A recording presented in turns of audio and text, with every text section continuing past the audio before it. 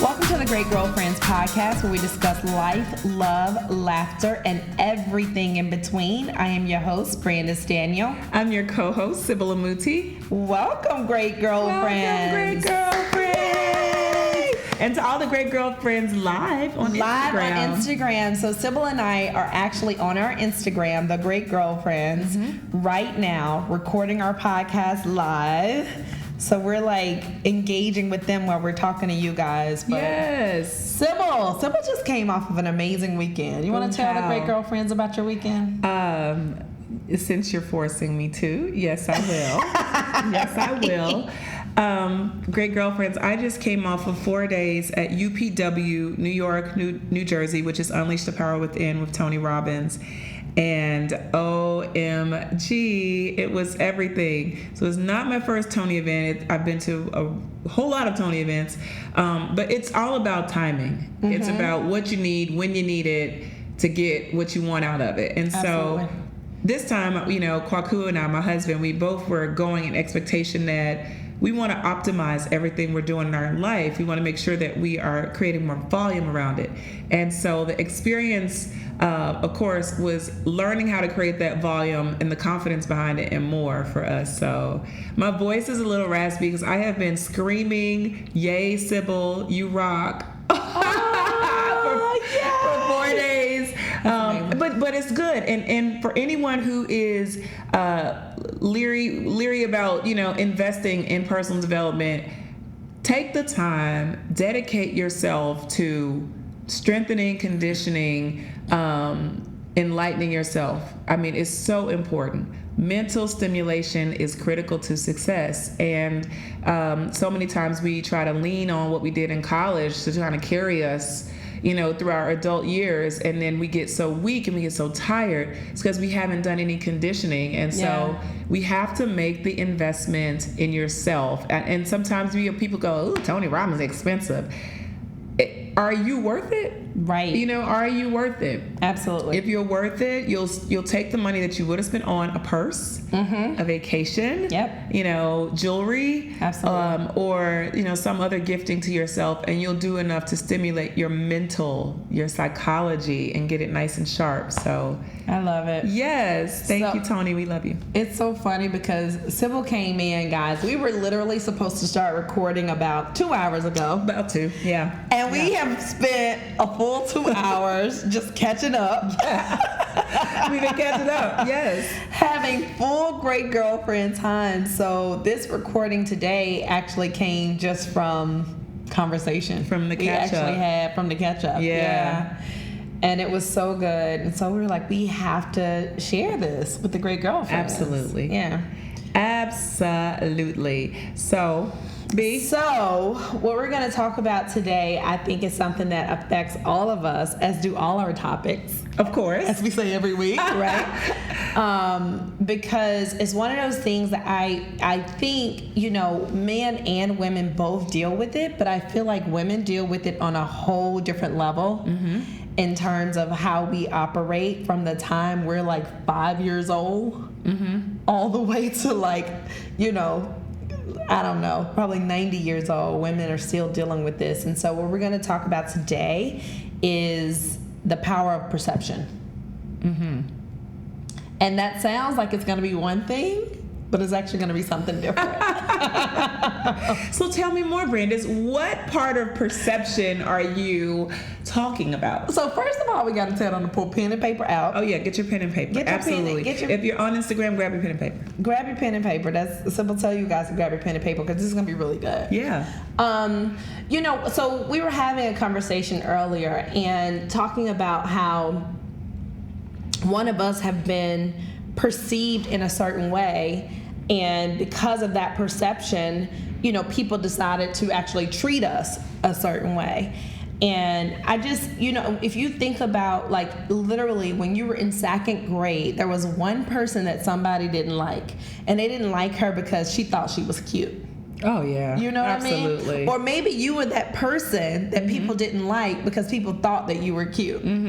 And so we have that. And then we also have, we're like, somebody walk through the room and you're like, oh, they're just so proper. Mm-hmm. So now you've judged this person because you think they're just so proper. Or somebody walks in the room and you're like, they're ghetto. Mm-hmm. And based on the way that we perceive people from like outer exterior things like their looks or the way they talk or the way they present themselves, we make a judgment at that point. Okay, this is now how I'm going to treat that person. Absolutely. Which is absolutely ridiculous. It's crazy. And we tend to take a look at people and things, and we'll make them either inferior to who we are or superior to who we are. And none of it's true, but it's based off of what we think or what we value as inferior or superior. And it controls the way we position people in our lives. Mm-hmm. It controls the way we qualify them as whether or not they qualify to have proximity to us. That's or so true. Do they qualify to share, ideas with us or emotions with us or privilege with us or it conditions us, so it's something so huge. And I know people probably thought we're talking about perception, outlook on life, but judgment. Yep. Our process of critiquing. Absolutely. What's our criteria for creating proximity with people? That's how do we perceive who qualifies? And where does this even come from, right? Yeah. Because if you think about it, I can remember being in second grade and these friends of mine, we would literally decide, okay, we don't like her this week. Or nobody liked me one week. Or we don't like, and there were like literally people would make these judgments about this person. Or the new girl enrolls in school. Oh boy. In the second grade, right? Mm-hmm. And let's say she looks a certain way and God forbid she had long hair. Mm-hmm. Then now everybody don't like her because of something. Like where does that come from that it starts when we're so young as women? I don't think boys have that. Young boys, I don't think they don't care. It's probably not as aggressive as the way we as women do it because I feel like they have less factors, right? For example, guys make quicker, they make less assessments in a longer amount of time. Yes. They give way more bandwidth than we do as women. We take things, and because of that that critical spirit that some people carry, I could go from the top of your blonde head down to the color of your toenail polish and find a way that we're either alike or different. Based off of some kind of system that I've created that you need to abide in that you don't even know about. But think about it. If a 5-year-old, usually start having around 7, 8 years old, right? So if a 7 and 8 year old is having these kind of conversations, where is this stemming from? Because it starts there. Yeah. It really does. And I'm wondering if it's because as women, we're judged on our beauty, like immediately, right? And I'm trying to watch myself and I'm like, Lord, I don't know. As a mother, you're like, I don't know how to do this thing, right? Do I keep telling Sky she's beautiful, which I want to do? But then is that then creating something in her around beauty? Mm-hmm. Or, I'm just trying to figure out like where do girls get it from? Because if boys the same age aren't getting that, I think it's because we as children, even as girls as children, we're being judged based on our beauty at such a young age. Well, you think about it. Okay, so there's a nature to all of us, and then there's nurture. And part of the nature of a human is to look for the ways that you are alike and are different. And even as tribal beings, if you go back to biblical days, everyone was divided by tribes, and each tribe had a region, and they created, and there were differences in the tribe that were rightly noted by each tribe. And it's something that we continue to carry today. We notice our differences sometimes before we notice how we're alike. That's so and true. I think that that's part of our nature to do so. I also think that it's part of our nature, which is our fleshly nature, to make judgments about people that are not necessarily heart guided, but more head guided. So the playground is an aggressive. It's almost like the prison yard. It is. This weekend, I went with Nia and Noah, Cole, and Maya, and we went and we let the children play in the sprinklers. And and the politics on the playground. Oh, they can be. I was like, I didn't realize there were playground and see, your politics. kids are younger, and so I didn't experience it with kids you guys' age, but I see it now more that my kids are school age, and kids are able to communicate things that they have learned from their home, from the nurture, things that they've been taught are different or less than, and then the idea that we all need to normalize. Everybody needs to be a norm, and if you're not like the mass, if you're different, you're bad. Or if you don't have what the norm or the mass has considered as valuable, then you're not valuable. And I think that is part of the nature of a human. I don't know that it's necessarily taught at home as much as it is part of our nature. And then through nurture, for example, if you are conditioning Sky around beauty, you're going to teach her what beauty is. So you telling her she's beautiful is so valuable, because you're going to teach her through your nurture that being smart is beautiful, being kind is beautiful, being sincere is beautiful.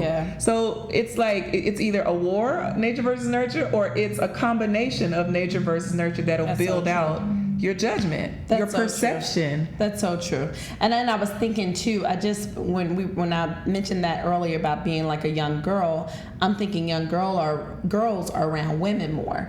So they're actually hearing women at such a young age, judging other women based on beauty. Absolutely. And so they're hearing it, and they're probably a lot more sensitive to it than guys are, than boys are. Well, yeah, like for example, if I send Dylan over to one of my cousin's house, right? And maybe it's at home or something. She's ear hustling. You're always looking to emulate, copy, or model what we see in other women if we think that it's good, especially as little girls. And I remember being a young girl going to my grandmother's house, and she watched The Young and the Restless. And so I was like, oh my gosh, the ladies on the soap operas are so fancy. They wear pearls during the day. They do this. They have tea. They do all these things. And that was perceived to me as good. So I was like, well, when I grow up, I want to do, over time I killed all that, right? I don't do any of that. Pearls today, no tea, and I'm sitting on the floor right now, but that's not the point. The point is, I looked at those blueprints and I created definitions around them. That's so true. And if I see enough of it and I ingest enough of it, I'm going to believe it. It don't even matter what I put in front of my daughter. It's what she's around. Yes. I can put her in front of something that says beauty is defined by strength, it's by values. But if I'm constantly prettying up and constantly putting her in front of women who pretty up or women who devalue strength and character, it don't matter what I'm showing her. What matters is what she's surrounded by. That's so true. And I think that's a huge part of it. Our kids, those ear hustlers, they're listening, they're watching, they're and they're modeling. They absolutely We do. all model. We all do. Yeah. We all do. And then we carry that on, though. The challenge, right, is that we carry that on to adulthood. And so then we end up basically surrounding ourselves with everyone who looks and feel like us. Absolutely. And when something different comes in, when a different type of woman come in with a different type of personality and energy and look and all of that, then we immediately judge that. Yeah. And we make literally a decision right then and there how we're going to treat her. Right. And all those women that are just like us and think and feel and look like us give us security. Yep. And then this one person comes in and she's just this radical person who is so different, not bad, not less, just different. Yep. And it creates a sense of insecurity because she does not operate or see the way we do. Absolutely. So she might challenge everything that's secure about a person who has made definitions that she doesn't fit into. That's so true. That's so true. And then sometimes you can even evolve into that. Yeah. There are times when you're like, you could be like the quiet person on the block, you could be really chill, and then something happens and you just start to change and you start to evolve and you start to become something else, and the people around you then start saying, you're different, you're changed, you're like, but not in a good way. This question, they're like, they're challenging, like, what in the world happened to you? Because I had you just like I wanted you. Yep. and then you started switching some stuff up. Absolutely. Absolutely. Girlfriends, I know this is true. We don't need to hear an amen. Oh, they amening. They're amening. Look, don't start shrinking at your desk. Don't start texting your friends. Just keep your pen and paper out, because I think that in certain ways, our friends and our proximity to people should validate a lot about who we are, right? But I think that we as humans, we as girlfriends, owe it to the world. We owe it to ourselves to create a gateway. I love that brilliant sound that only New York can offer. Only New York. I know y'all caught that. Don't email us about that. That's New York. Right. It is what it is. But I think that we owe it to ourselves, and we owe it to women, and we owe it to society to create a gateway, an opportunity where differences can open us up to meet other humans. Yes. To humanity. Because when that happens, like, okay, so the first night of our What Women Want conference, right, is a reception. And if you've ever come to any Great Girlfriends event, you know how we roll. You know, if a woman walks in late, you got to greet her. Everybody got to figure out, like, where's the closest seat for this woman to sit. Why? Because we don't want people to come to a Great Girlfriends event feeling isolated and feeling by themselves and feeling judged because they came in late. And so the same with our reception, we had all the women make sure they met 3 other women when they came into the event. And what that did to the room, it transformed the entire room, because at this point you didn't have a choice. You had to meet 3 women. And so I think people put down their biases aside and said, she don't look like me, feel like me, I'm not really feeling her from afar. But the Great Girlfriend said, I got to introduce myself to 3 people, so she's one of those people. And guys, if I can tell you, like, the energy that created, this woman, I wish I could remember what that woman said. Remember? Oh, so yes, without naming her, we met a woman from Brooklyn who had been in New York, I think she said roughly 5 years, and because of her job, she's always out and about, and she's been to the highest events to the lowest events. She said she had never in her experience been to an event so authentic, so organic, so real. She said she felt like she was out of space, like she had found, like, this planet, right. She had found her planet. She had found her planet, and that she was so excited to know that it even existed. She didn't even know that it existed.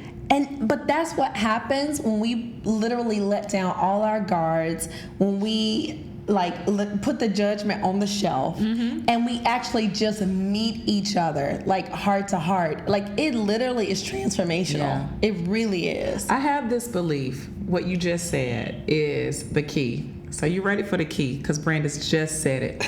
This is the key. We're about to unlock the key. Brandis said, when you meet someone heart to heart. And that is where humanity begins. Yep. Right there. And I believe, Brandis, and I have this on my wall, on my vision board, but on my board, that when you meet the heart, you meet the human. So if I want to meet a human, I want to meet them at their heart, like you said. I don't want to judge by what she got on, what her hair looks like, how expensive her purse is, are the studs in her ear real or not, who else she's with. I don't care about any of that. Right. I want to know about who she is and what she's passionate about. So for me to drop all of the things that have been blocking me from creating meaningful relationships with myself and with others, I have got to look at people heart to heart, like you just said. Absolutely. That's the key. Episode over. Done. We're dropping the mic. Mic drop. Brandon said it. That's the key. That's you meet so the heart, funny. you meet the human. That's so true. That's so true. Like, if we did that, can you imagine what things would actually look like? The world would be right. We probably wouldn't need heaven. God would be like, this is heaven. This is heaven. This is it. Because what I think a lot of times what happens is when you were talking about, I thought what people do sometimes is they say, she's so far ahead of me, right? Or she's so far ahead of me in life, or she's up here and I'm down here, and we do that sometimes with people, and so we perceive them a certain way, and we're afraid to connect with them at the heart. And one of the things that I try to always do is, because there are some women in my life that I feel like, oh my God, they just got this part of their life so together. But instead of judging that, I try to gain from that. Right. So I'm like, you know what? you really seem to have this part together. I just want you to know that I admire that so much about you. And just be honest. Like, I admire that so much about you. And that person can say whatever, you know, they can say, thank you. You know what, girl, from sometimes they'll say from your lips to God's ears, because I'm still working on that, you know, or whatever it is. But it creates like an honest moment when we can have like these honest moments with each other where we're not judging each other based on what we look like, and what we perceive that person to be. Like, some really cool things happen. I agree, absolutely. I think from every single encounter, every human we meet, it doesn't matter who they are, and it even goes back to our family, our moms and our siblings, because those relationships evolve as well. You have an opportunity to be a student, and you have an opportunity to be a teacher. So with every single person, there's a place that I can learn and grow, because I can see some things in you that you are master at, and that I desire to pull and borrow from my own blueprint, and I can honor. And then I see some things that if I plug them into your life, you will be able to become master in those areas as well. That's so we're able to exchange value, but we can always be student and teacher. That's in every single relationship. So Every single relationship. So when we miss the idea that we have the opportunity to be a student to someone and a teacher, we feel like we automatically have nothing in common. And like you said, there are some even clients that I work with sometimes, you know, when people do business, they only want to do business. Let's do business, and let's talk business, and when we're in a networking event, let's pass cards. Oh, you're a mom? How are your kids? How you manage to get lipstick on and put heels on and get yourself out the house on time? Let's talk about that, because we can do business, and we will. But can we just talk about the core? If we get to know each other. Because the thing is a lot of people don't even want to do business with somebody unless they like them. How about the fact that I can't do business until I do home right? Like, until I get my heart stuff right, my business stuff is not right. So if I can get to your heart, if I can talk to you, Brandis, when I see you at an event, and maybe someone's followed you on Instagram and they want to be in fashion, and they come to you and they say something about Sky, they automatically got 5 minutes. I know they do, because that's your heart. They got 5 minutes. Y'all want 5 minutes with Brandis? Ask her about Sky. Ask for some pictures. Get to connect to her heart, because you talk to her about her heart, you automatically are plugging into her life. It's so true. You want 5 minutes with me? You ask me about Sam and Dylan. Ask me about Kwaku. That's so... Compliment my marriage. I'm going to light up. Ask me about God. Like, that's my heart. That's so true. Don't ask me about Brandon first. It changes the entire conversation. It changes the entire conversation. Automatically, I want to know more about you as well. And that, so there's so many keys in that. So many, because I was at a dinner with a brand, and I never met this brand person before. So she and I met. Let me tell you, there couldn't have been more different things about us. We were totally different, okay? Very, very different from everything. And we just talked, and I didn't ask her about, you know, her job and about the car company and about, you know, oh, I've got this thing I would love for you to sponsor, blah, blah, blah, blah, blah. I was like, so how long have you been in Nashville? Because she's in Nashville. Oh my God, do you have kids? Do you have a husband? She's like, yeah, I have a son. And we literally spent the entire time talking about her son. And that was it. I exchanged cards with her. What's so funny is I did not follow up properly. That was my bad.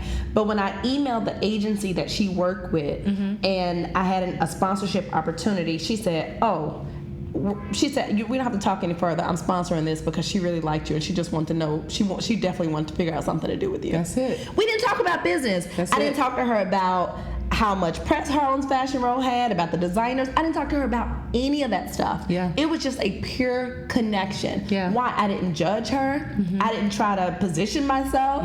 It was literally a heart-to-heart conversation. And when we meet people like that, things happen. I mean, think about some of the people you've had to work with. I mean, Sybil was talking about she went to a Tony Robbins event, but she's worked with him. She's worked as his brand strategist. And so imagine if you had gone into that situation with Tony and you would have said, oh, Tony, you know what I mean? But you meeting him heart to heart allowed you guys to be able to respect each other in a way that allowed you to be able to work together. Yeah, because guess what? When business is failing, or when business is done and through and all that stuff is over, and or it's evolved, the value evolves, right? Yeah. So if I've only known you as my dentist, right, and I don't need you in my city anymore because I've moved, I don't need you as a dentist, I don't need you in my life anymore, right? Right. But if I met you as a human who has a heart for people and you express that through your dentistry, Absolutely. and we connect around kids, Yep. and we build something, a valuable connection beyond what you just do for me. Yep. When that's over and I move, I'm gonna still be passing business your way. Yep. Your business will be sound. When you can disarm and when you can connect with somebody, it doesn't matter what they're doing right now. Yes. It could be, one of my favorite examples of this is one of my greatest, most, I shouldn't say that. So let me cancel that. One of my very valuable interns and mentees in my life, because everyone's equal. Right. But one that I really enjoy is Roseanne. And Roseanne, I met, she was 19, she was a student in college, and I was her manager at Victoria's Secret. And this one just had a light. It was just a bright light. It was something about her. And I needed to know more. Were we on the same, by definition, level? Right. No. Right. No, by whatever society would define as level. Were we equal in measure and income and marriage and all this other stuff? No. But did she have a light that shined through everything she did? Yes, she was a cashier. And so we met, we connected at the heart. Right. That was about probably 12 years ago. Wow. We connected at the heart. We stayed connected at the heart. Do you know Roseanne Brandis? Yep. Why do you know Roseanne? Roseanne. Because she sits in my heart. Yep. Now, in career, she has progressed. In family, she's progressed. Yep. She has 2 kids. She has a husband. Yep. She's written books. She has a full career. Yep. But I don't care about all this. I'm really glad all that's happening in her life. Right. What I'm glad about is that when I saw her and when she saw me, she didn't judge me and say, oh, she's my manager, therefore I'm inferior. We can never connect. Or I didn't say, oh, that's a little teenage girl who has no value, or we're not equal, so I won't offer her any of my time and resource. Yep. No, there's Yep. a heart connection. And here's the thing. Oh, that's so good, because we do that, right? People do that to us sometimes. Absolutely. If you can think back on your life 12 years ago or 15 years ago or 20 years ago when you didn't have all the things going that you got going right now, and the people that dismissed you. Oh my goodness. They're like, You know what I mean? And they're backpedaling now. And you try not to be like, what's that song? What song? The Drake, is it a Drake song? I don't listen to Drake. No, I'm kidding. I don't know that song. What is it? When I was something, you didn't want me, but now I'm hot, you all own me or something? Oh, somebody's going to tell us what I don't know. But anyway, whatever the song is. But seriously, like, there are people who 15 years ago, they wouldn't even have a conversation with you because you weren't on their level.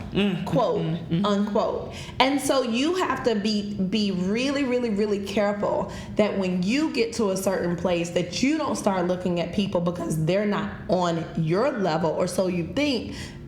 And make sure that you, again, see people at the heart and not judge people. Because you don't know. Yeah. And Sybil and I were talking about Bozeman's article in the New York Times. Bozeman? Well, I learned that it was pronounced differently in the New York Times. I got you. Okay.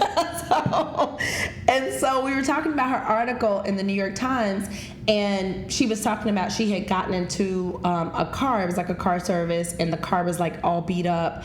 And she had asked him something about the car and was like, "What's wrong with it?" Well, he ended up giving her like the story about why the car was messed up. Somebody had vandalized his car. He was still driving so that he could help make money to fix the car, and he was driving the car so that he can actually afford to go to some concert or get some concert tickets with his Iggy Pop. Yes. But she was going to a dinner. She was going to dinner with Iggy Pop that night. And how she was then able to invite him to this dinner with her. And so that is like, and she got to the dinner and people said, looking at like, who is this guy? that? Like, Yes. who's our guest? And she's like, no, this was a moment of humanity for her. Yeah, absolutely. And if you haven't read that article, please go read it. It was in the Sunday New York Times. It was absolutely amazing. Fantastic. But it's like, that's what happens when we scrap all the judgment and we actually meet people where we are. And we don't meet people thinking that we know everything. Yeah. Like, oh my God, the amount of young people that Sybil and I have around us, they're there for a reason. I love having 20-somethings around me. Yes. That because I energy, that learned zest. so much from them. I'm 40. I'm not 20-something. There is so much that I didn't know that women call themselves a snack now, which I think is all wrong. But anyway, like, somebody would have put it's a snack, and I'm like, what is that? But I know that because I got 20-year-olds around. Right. And they keep stimulating us, Right. they keep teaching us, and then we keep teaching them, and the perceptions that we're so different are all erased because the truth is we're more alike than we are different. You always say that too. And I believe that. We are. So what is our common ground? Everyone, Everyone has a dream they desire to go after. Yep. Everyone has something they're passionate about. Everyone's curious about something. Everyone's been hurt. Everyone's been hurt. Everyone's been high. Everyone's been low. Yep. Absolutely. And so we want to give you guys just a few suggestions, a few ways to leave this podcast, right? And go out and do better. Yep, absolutely. Number one. So number one is just like start paying attention to your judgment, because we don't realize we're judging people, and we are. So start literally paying attention to that. When we get a certain feeling that's not comfortable when we see somebody or meet somebody, like check that immediately and say, am I judging this person? Like, and how do I not judge them and actually figure out how do I see their heart? Yeah. And I and make sure that you're operating a place from love and not judgment. That's so good. You know, somebody taught me this a long time ago, and I never forget it. And girlfriends, I hope you always remember this. You compliment people with your smile. Yes. Like when I come to you and you've already judged me, right? You might say a lot of things about me, whatever they are, and I compliment you with my smile. I am reinforcing love to you. Yep. I am giving you the gift of my smile. That says whatever great things you thought about me, I'm extending those to you. If you think it's, intellect, I'm extending you intellect through my smile. I'm reinforcing your self-esteem and your values through my smile. When I give that to you, it's like invaluable. So greet everybody with a smile. It changes everyone. It changes the environment. On my street, there are, the guys who hang out all day long. And they are all my buddies. Yes. Right? Yes. And here is the thing. My car was left totally unlocked the other day. Wow. Okay? All night long, I had all kind of stuff in my car. My car was untouched. You cannot tell me that was not a result of me being super friendly with everybody on my street, so that nobody was really going to touch it, because I truly believe in my heart that if somebody touched my car, they would let me know. Absolutely. Or they would say something to the person. Absolutely. And that's not my motive behind being nice. I just actually want to be nice and to know my neighbors. But it's a reward. It's a reward. Yeah. Absolutely. That's it. Number two, like she said, speak to people that don't look like you. I mean, it changes. One of the things when I came to New York and I walk up the street and I was just smiling at everybody coming from the South, because in the South, you're not going to pass somebody on the street or in the grocery store without saying hi, smile, how you doing, hi, or your baby's so cute, some compliment. And that's just the way we were bred. So I got to New York and no one was speaking. I conditioned myself. I was like, oh, we don't speak. Then I was like, actually, she speaks. Right. They don't. They still I had to do that too, Sybil. I went through years of being a crazy New Yorker. And it's so peculiar, because even in the office environments and things, when I would go in the hallway, be on the elevator, and it's so quiet, everybody's ready to go up or down. The elevator is and I just super quiet. busted up. Hi, everyone. Good day. Okay, this elevator's going slow. What's up? Or find something, or you have to sit beside a stranger. It doesn't matter. Speak to people. Say hello. Say hello. Don't just walk in a room, look around, and find a place to isolate yourself. Get in the room, find a place to plug in by saying hello. Somebody just said ouch. Who said ouch? I don't know. One of y'all said ouch. I heard them. Do it. It's so rewarding. Somebody on our Instagram live said, I misjudged one of my best girlfriends. So glad that I swerved that judgment. Yes. Girl, you remember one of my bridesmaids. Yes. She did not like me. You were light and you were tall, and I didn't like you forever. And she told me that just years later, and we became buddies and besties, and I love her. She was in my wedding and I was in her wedding, and exactly, and we're connected. Absolutely. We miss out on great friendships from judging each other. We sure do. We miss out on fantastic friendships because we've judged each other. Absolutely. Number 3, I'm gonna say take time to get to know someone's story. Yeah. And that's up and down, right? Because sometimes we judge people and we say, don't know if I really want to like hang around that person, but you don't know their story. Yeah. You don't know why that girl is walking the streets the way that she is. You have no idea what she's been through. You don't know. You don't know what that guy's been through who's hanging out on the corner doing whatever he's doing. Right. You don't know their story. And you also don't know the story of the woman who's made CMO. And maybe you think that she's dismissing you, but she's just busy because she got a million things going through her head and so much responsibility on her plate. Or maybe you don't know, once again, the woman who's like killing it in whatever field, and you think that, she probably don't want to talk to me, but get to know her story. That's right. Absolutely. Or his story. Absolutely. So you can be a part of their story. Yeah. Number 4 is start seeing people's heart and not their outsides. When you meet the heart, you meet the human. Absolutely. And that is where humanity can grow. We can, become resources to one another. We can share air and space and connection. Yeah. We build relationships around the globe. Yes. Just like that, just by meeting someone's heart. Yes. And that's when we're rewarded year by year, day by day, moment by moment, experience by experience.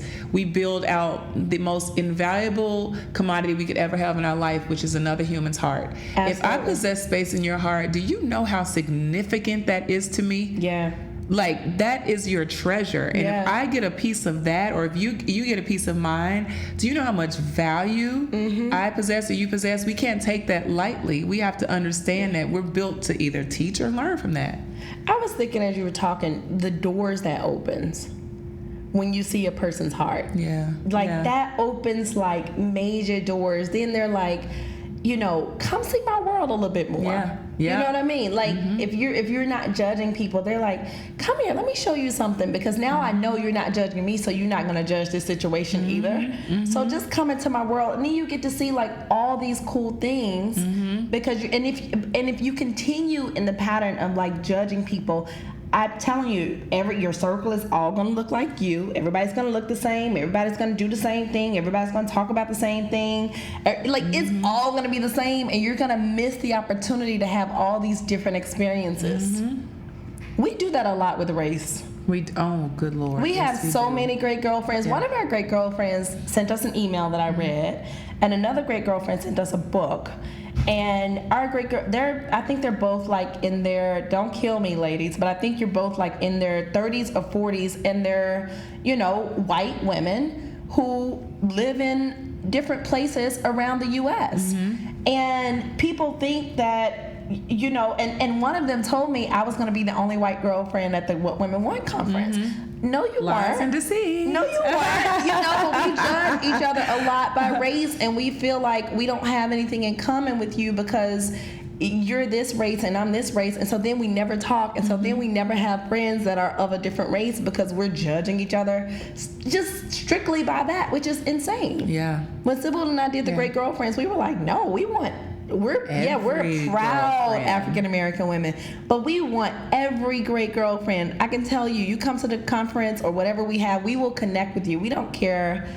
We don't care. Yeah, we're looking at your heart. Together. Do you have a heart? Do you have a heart? That's right. That's what we want. If you have a heart, we're connected. Yeah. That's it. That's it. Yay, Brandis. Yay. Thank you for everyone on Instagram Live still hanging out with us and listening and paying attention. We love you all. Thank you so much. Kwaku, I love you, Boo. My baby. Yes. And to Mr. Rich Daniel, who's at home today, hanging out, chilling. I can't wait to go home and be with them. Sam and Dylan, thank you. And to Miss Sky, thank you so much. And to all our great girlfriends, thank you so much for trusting us as your go-to source for everything life, love, and laughter. Make sure you are listening every week on iTunes, Stitcher, Podcast Republic, Podcast Bean, and Blueberry. Be sure to listen on social. Be sure to check us out on social. On Instagram, we are The Great Girlfriends, and we're on Instagram Live right now. Hey, on Twitter, we are _Great GFS. On Facebook, The Great Girlfriends.